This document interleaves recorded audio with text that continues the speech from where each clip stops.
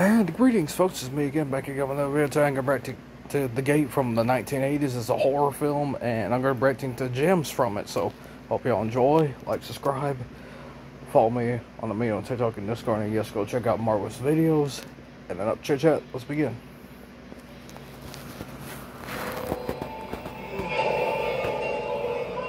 The Gate, 1987. A misunderstood spectacular horror gem that the time has forgotten, explained in detail. The horror genre is surprisingly ignorant about children. How many good horror films will you find that are suitable for your young minds? There aren't many, and that is just unfortunate, because many of these youngins love a good scare. This is the reason that many of them get introduced to horror with something that is grossly inappropriate for them. There are only a few. That's the whole point of horror. It's supposed to be in your face.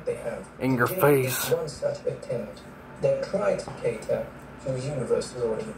The 80s horror classic was low on budget and is not the hair. Hey, they worked with what they had. It does have a distinct. It was the 80s to deal with it.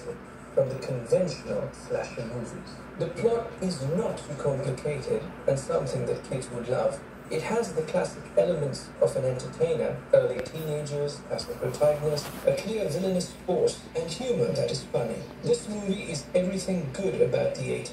From rock songs that have satanic instructions when played backwards, to the cool gadgets of that era. That was a lie. Tries to use things that bother children and scare them easily.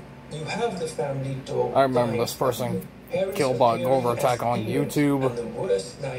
I saw him play a vinyl backwards and heard no demonic messages of any kind. Just the guitar's vocals and the bass backwards. If you intend to introduce your child to horror and do not want a very dark theme to disturb him or her, this might be the perfect recommendation. In this video, we will take a quick look. Oh, looks like a good, decent 80s horror film. Everything you need to know. Before we go into our explanation, we have a very small request. If you like our content, please support us by subscribing to our channel. This is a small click for you, but for us, it means a lot. Thank you. Let's begin.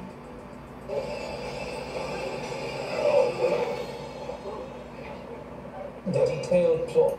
Glenn is a 12-year-old who is a charming and courageous young man with an inquisitive mind. He has a terrifying nightmare where his home is seemingly abandoned, and he heads to his treehouse in a thunderstorm. The tree is then struck by lightning. Playing Friday the 13th music already.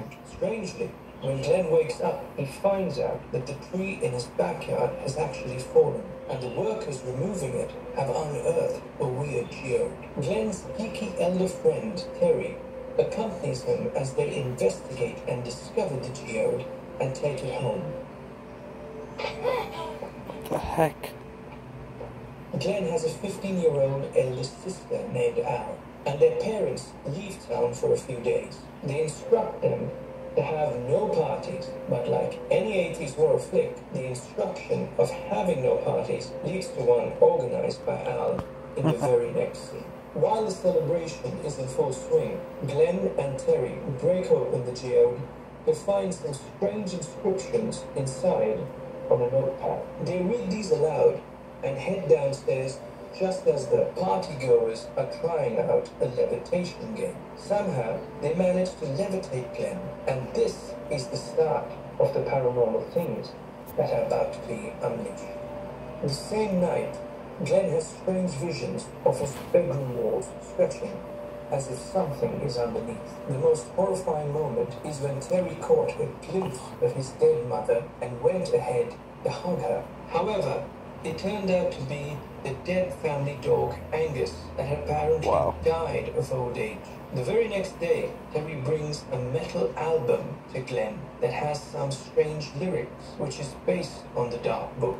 Terry comes up with the theory that the strange, seemingly endless hole in the backyard is simply a gateway to the domain of evil elder gods. He believes that the turn of events somehow ended up opening it, and if a sacrifice was deposited inside, it might cause an evil uprising. In the meantime, they are completely unaware that the dead dog has been thrown into a hole by a friend. and that the summoning process is completed already. Oh Terry dear. and Glenn discover a section in the notorious dark book that can close the gateway, and when they find the hole in the backyard closed, they feel that their efforts have succeeded. How wrong they were. That same night, a nightmarish horror is unleashed into the house.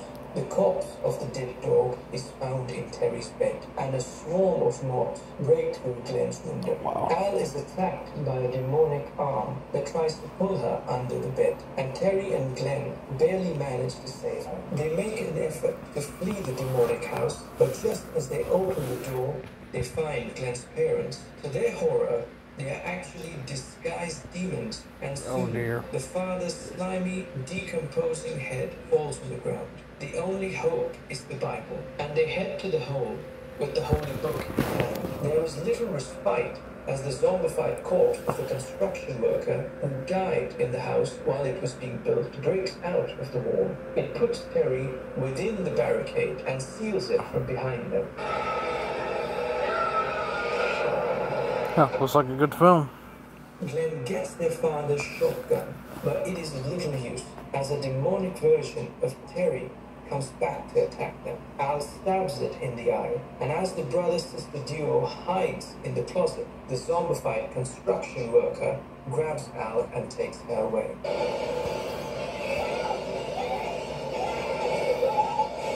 At this point, Glenn realizes that the sacrifices are complete, and the gate to the other world would now be fully open. He makes a last-ditch attempt to use the rocket that he had given Al for her birthday to stop the hellish old gods from taking over. He is interrupted by the emergence of a massive serpentine demon that pats him on the head disdainfully before returning into the hole. Glenn finds out that he has a functional eye in the palm of his hands and stabs it relentlessly. When the gigantic demon reemerges, Glenn uses the battery-powered launcher to shoot the rocket at the demon. It explodes, and Terry, Al, and their family dog, Angus, are restored to life the very next moment.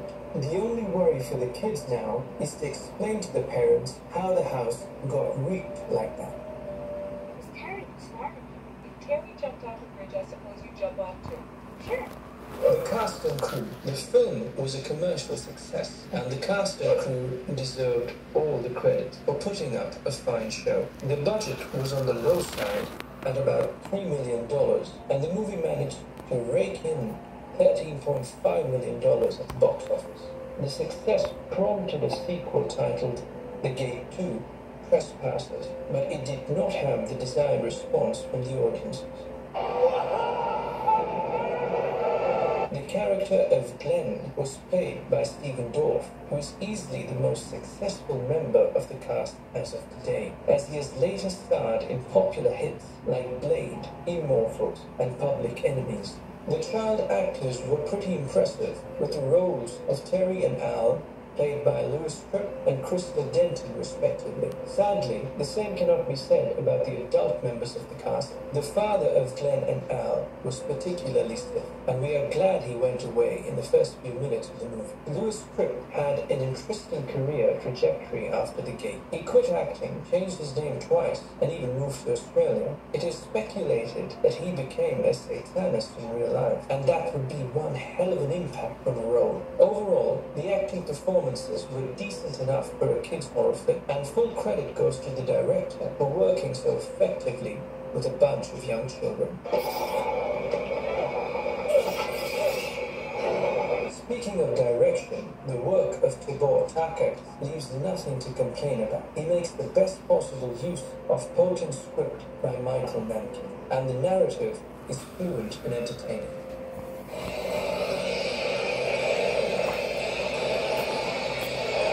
The special effects expertise. There's something about small monsters in the 80s, and the love affair continues in this movie as well. We have seen horrifying tiny behemoths in flicks like Critters, Puppet Master, Gremlins, and Ghouls, and the little beasts are well created with the simplest of techniques.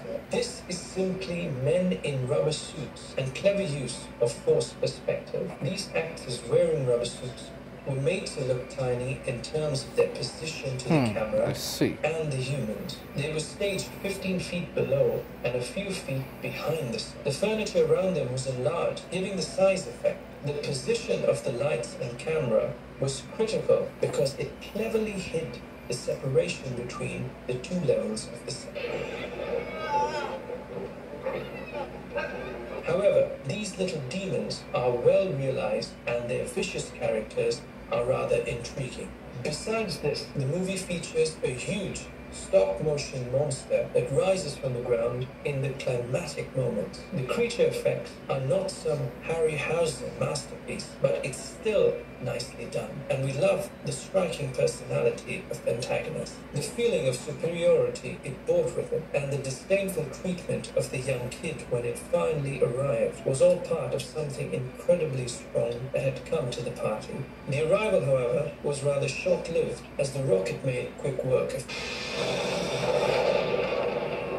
Apart from the monsters, the minimalistic effects have been praised by fans and critics alike. For instance, the optical effect, like the floor falling apart, revealing a tunnel to hell, was perfected with great finesse. We personally loved the scene where the zombie fell to the ground and broke into several tiny demons that scampered everywhere. Another striking effect can be observed in the scene where Glenn receives a third eye on the palm of his hand. The SFX supervisor of the movie, Randall William Cook, used his own hand and eye in the scene to create the desired effect. His other notable works include the Lord of the Rings trilogy, Puppet Master, The Thing, and Ghostbusters. So you can well imagine the kind of expertise that he has brought to the table.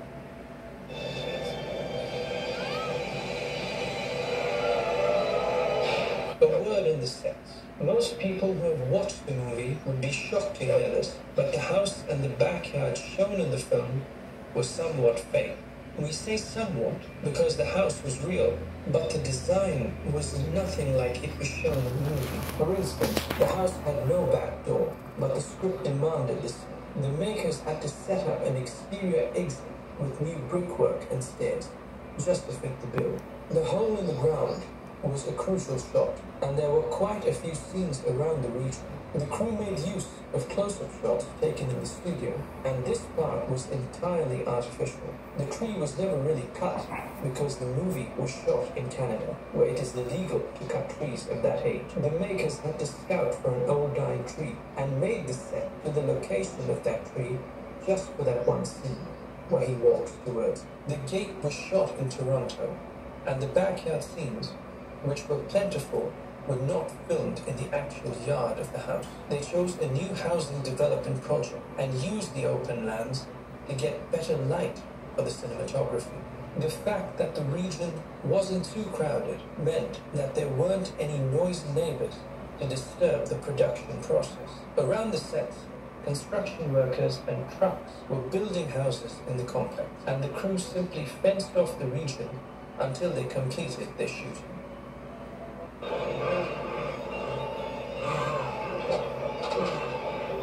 The falling zombie of the workman was a dummy. This was one of the most shocking scenes in the movie, and the zombified construction worker fell to the ground after being hit by a stereo. If you watch the film, you will realize that the fall is quite hard and on a tough surface. Such a fall for an actor in a suit would be very risky.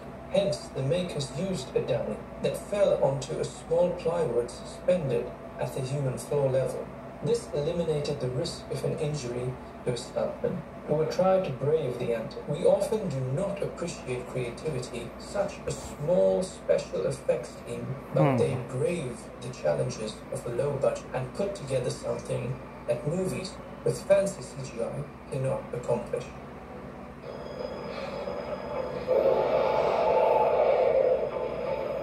The unknown story of the original script. In this video, we have repeatedly stressed how the narrative suits children, and The Gate is a great example of a children's horror movie.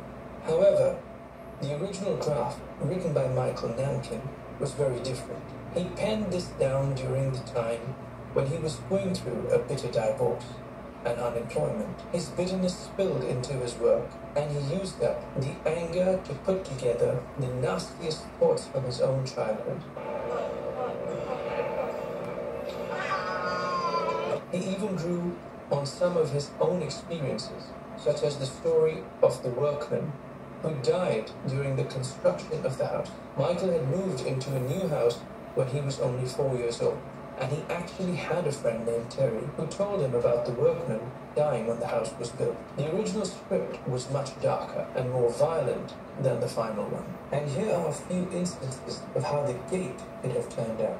The protagonists, as envisioned by Namkin, were much more mischievous, and you wouldn't really sympathize with what happened to them in the course of the movie. Glenn and Al were supposed to be little sadists who would rip apart the wings of the captured moths. The hole that was created by the feeling of the tree was initially going to be one dug up by the elder brothers of Glenn and Al, which is not included in the final craft. They tried to dig a hole to find China, and Michael Nankin took this out of his own childhood when he did the same with a friend.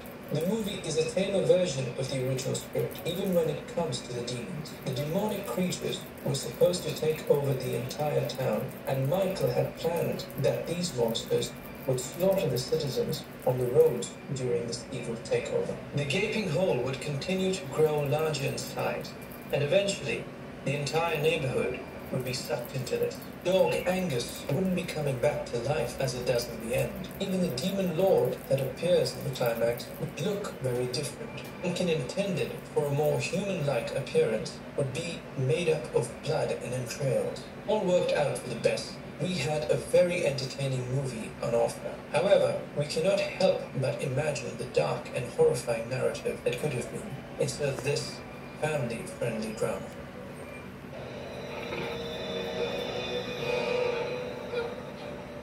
We missed out on some HR Giga brilliance. A 3D remake was thought of, and it was supposed to be directed by Alex Winter. It went into production and was slated for a 2011 release before it got cancelled. The movie would stay with the original storyline and would be another PG-13 fantasy drama. With the emotional roller coaster you often see in child flicks, it would be written by Carrick McDonald, but the idea would be borrowed from Nankin's original script.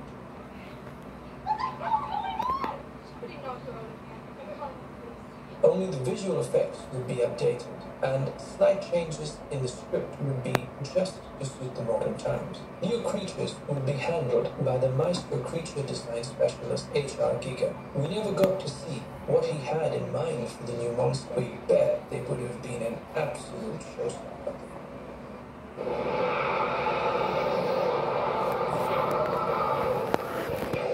Final take on the movie.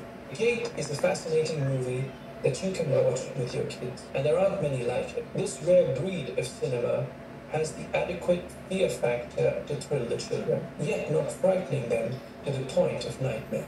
We love the fluid narrative that is intense and packed with suspense. Another striking feature has to be the special effects.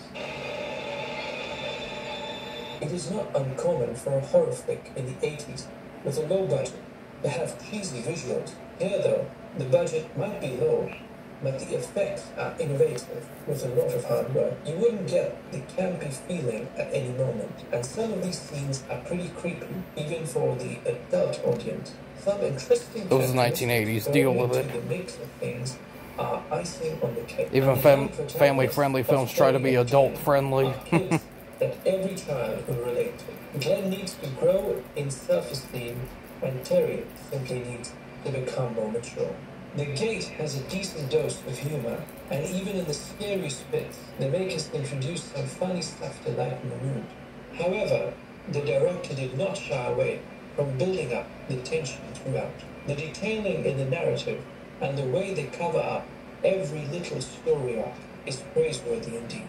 The sappy, feel-good ending might be frowned upon by some, but anyway, folks, hope y'all do enjoy the video. Like, subscribe, follow me on Amino, TikTok, and Discord, and God bless y'all for the support, and I'll see y'all next video.